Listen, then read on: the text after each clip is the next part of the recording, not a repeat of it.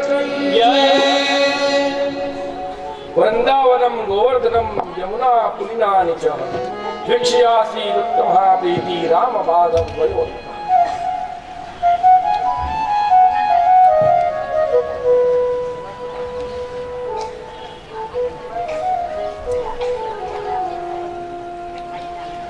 प्रभु 4 सालना थया छे આજે નંદ બાવાથી વિનંતી કરે છે કે મારે ગાયો ચરાવવા જવું છે। નંદ બાબા કહે છે બેટા હજી ગાયો નથી ચરાવવાની, વાછેડા લઈને તારે રોજે જવાનું। આજે પ્રભુ વાછેડા લઈને ગયા છે ચરાવવા। વાછેડાઓ લઈને જ્યારે પ્રભુ ગયા, એક વત્સાસુર નામનું રાક્ષસ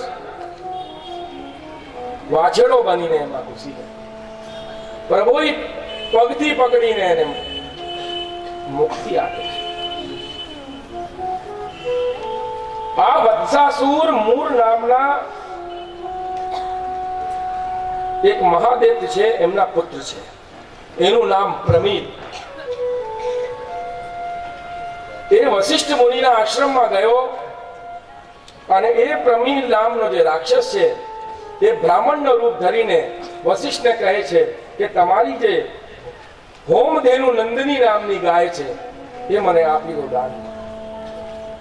ગાય એને ઓળખી દે છે અને શ્રાપ આપે છે કે તું વાછેડો બની, એ મારો શ્રાપ છે। વશિષ્ઠજીથી પ્રાર્થના કરે છે કે પ્રભુએ મેં ભૂલ કરી છે, ક્ષમા માંગુ છું, હવે મારો શું થશે? બોલે દ્વાપરમાં પ્રભુ પધારશે તારું કલ્યાણ કરશે। આજે વત્સાસુરનો ઉદ્ધાર બકાસુર આવ્યું, આ પૂતનાનો ભાઈ છે, ચોચમાંથી પકડીને પ્રભુને ગટકી ગયો। પ્રભુના પોતાનું શરીર એટલું ગરમ કરી દીધું, એટલી ઉષ્મા આવી ગઈ પ્રભુના શરીરમાં કે બકાસુર એને પાછો ચોચમાંથી બહાર। પ્રભુ એને 2 ચોંચ પકડીને બકાસુરનો ઉદ્ધાર કરે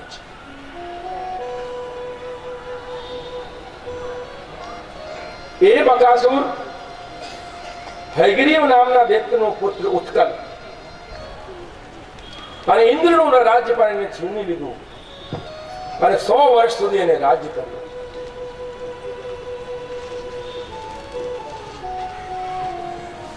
અને જાજલી મુનિની પર્ણશાલાની બાજુમાં એક સરોવર છે, ત્યાં કાંટો નાખીને માછલીઓ પકડતા। જાજલી ઋષિને ક્રોધ આવ્યો, જે પધારવાના છે આજે મથુરેજી મહારાજ શ્રી 108 માછલીઓ પકડતો। જાજલી મુનિએ એને શ્રાપ આપ્યો કે તું બગલો બની। એ પણ ચરણોમાં પડીને સંતો જ્યારે શ્રાપ આપે તો માનવનું કલ્યાણ જ થાય, ઉદ્ધાર કરી આજે અઘાસુર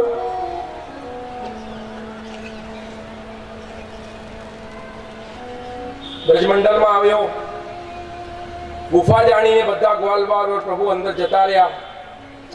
ગરમ ગરમ સાંસ જ્યારે છોડવા માંડ્યો, બધાને ખબર પડી ગઈ કે આપણે ખતરામાં। પ્રભુ એના મોઢામાં ઘૂસી ગયા અને એને ગોવિંદાય નમો નમઃ કરી દીધો।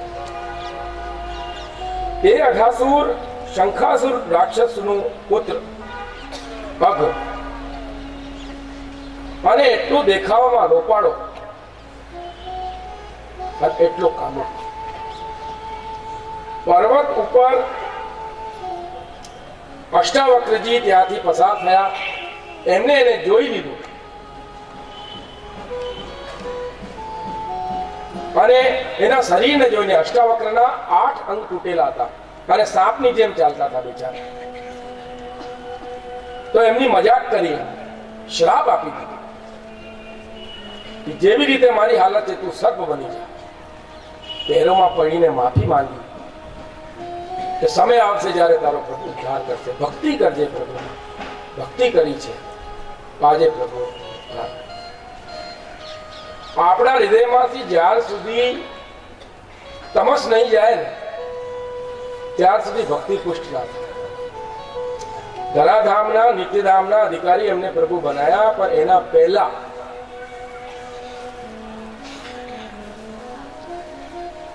એના અંદરનું તમસ પ્રભુએ કાઢ્યું છે.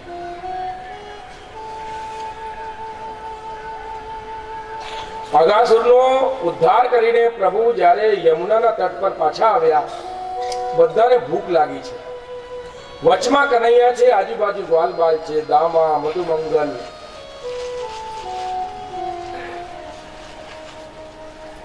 બેસ્યા છે. બધા પોતાનું જમવાનું પોટલી ખોલે છે અને પોટલી ખોલીને જમે છે. મધુમંગલ કહે છે આજ મૈયાને મૂકો 4 दिनों है, लाला तू खाएगा कि ले दे मुकू. तेरी मैया ने क्या दिनों है? बोले मेरी मैया ने माखन दियो है.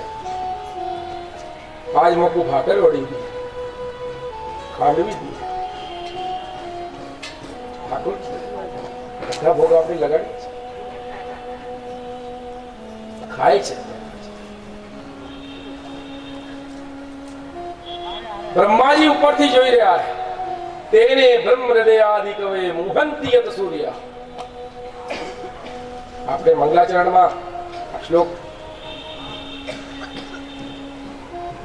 શ્રવણપાન કર્યું છે 2-3 દિવસ પહેલા.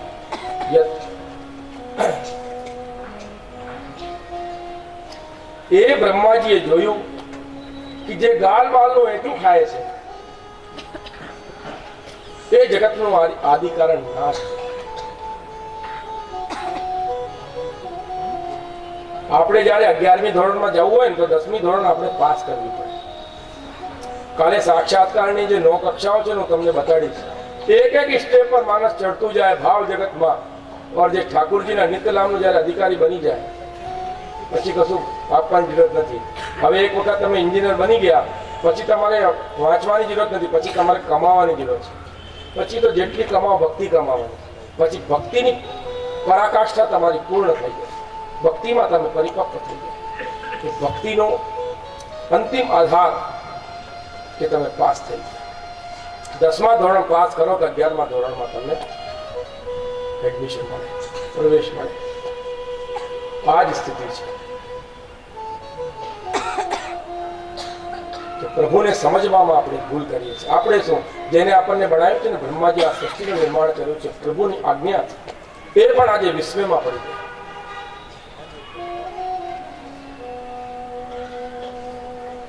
યમુનાના તટ ઉપર પ્રભુ પાણી પીવા ગયા છે.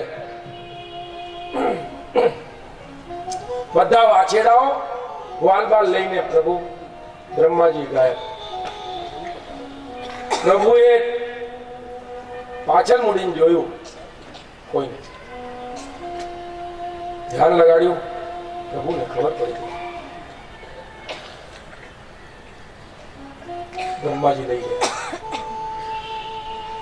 જેટલા વાછેડાઓ હતા, જેટલા ગાવલવાળા હતા, પ્રભુ બની ગયા.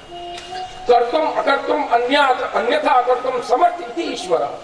કે કર્તુમ અકર્તુમ અન્યથા અકર્તુમ સમર્થ ઇતિ ઈશ્વર. સમસ્ત જળ ચેતનનો અધિપતિ પરમાત્મા અનંત કોટી બ્રહ્માંડ નાયક આપણા ઠાકોરજી છે. એમના માટે કોઈ ચીજ મુશ્કેલ નથી. It's not a very difficult for him.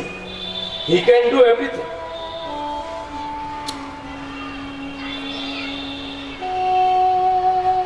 સૂરજનો પ્રકાશ બધાને પ્રકાશિત કરે છે. એ નથી કહેતો કે આજે તે મને સવારમાં જલ નથી ચડાયું તો હું તને પ્રકાશ આપવાનો નથી. એને બી પ્રકાશ આપે છે. પરમાત્મા બધાને પ્રકાશિત કરે છે, બધાને પ્રેમ કરે છે, બધા જોડે એમની લાગણી છે. એની લાગણીને આપણે જાણી નથી શકતા. મેં કહ્યું હતું ને કે પ્રેમ શોધ પોતાની, પ્રેમ પરમાત્મા અને શરીરથી સંસારની સેવા. પરમાત્માને ખોજવાની જરૂર નથી. કાલે મેં કહ્યું, મછલી વિચાર કરે કે સાગર ક્યાં છે, સાગરને શોધવાની જરૂર સાગરમાં જ છે. પરમાત્માને જાણવાની જરૂર છે. પણ જાને બિનું ના હોય પ્રીતિ. જ્યારે જાણી લો છો તો પ્રેમ થઈ જાય. બ્રહ્માજી વિસ્માના પડી ગયા. કેટલી ધન હશે એ ગાયો કે જેનો દૂધ પ્રભુએ પાન કર્યું હશે.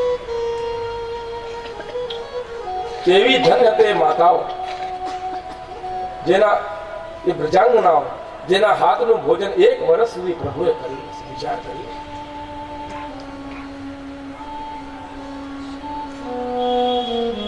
એક સંત તે એવા વચન કયા છે કે જ્યારે એ વાછેડાઓ ગાયનું દૂધ પીતા હતા ને ગાયને ખબર છે આ તો અનંત કોટી બ્રહ્માંડ નાયક અમારા પ્રભુ છે, એના આંખોમાંથી આંસુ ગીરતા હતા. સાહેબ અશ્રુ ધારા એમને આંખમાંથી પ્રવાહ. એ છે પ્રભુની કે આજે પ્રભુએ અમારે પર કૃપા કરી છે. સમસ્ત જળ અને ચેતન જીવ ઉપર પ્રભુએ અવતાર લઈને કૃપા.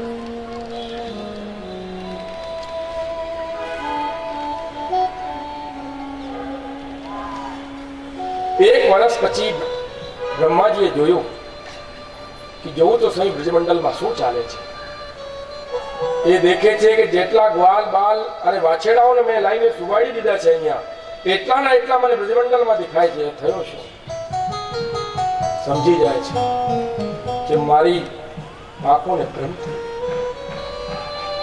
ખરેખર પ્રભુ છે. અને જે વખતે તમે જાગી જાઓ ને, જે વખતે તમને તમારા હૃદયમાં ક્ષમા આવી જાય, એ વખતે પ્રભુ તમારા થઈ જાય. માન અને અભિમાનને જે મનમાં રાખે પરમાત્મા એમની પાસે નથી. વાર્તાઓમાં આપણે શ્રવણ કરીએ છીએ સનાટક બ્રાહ્મણના કુલમાં શ્રી વલ્લભાધીશ કી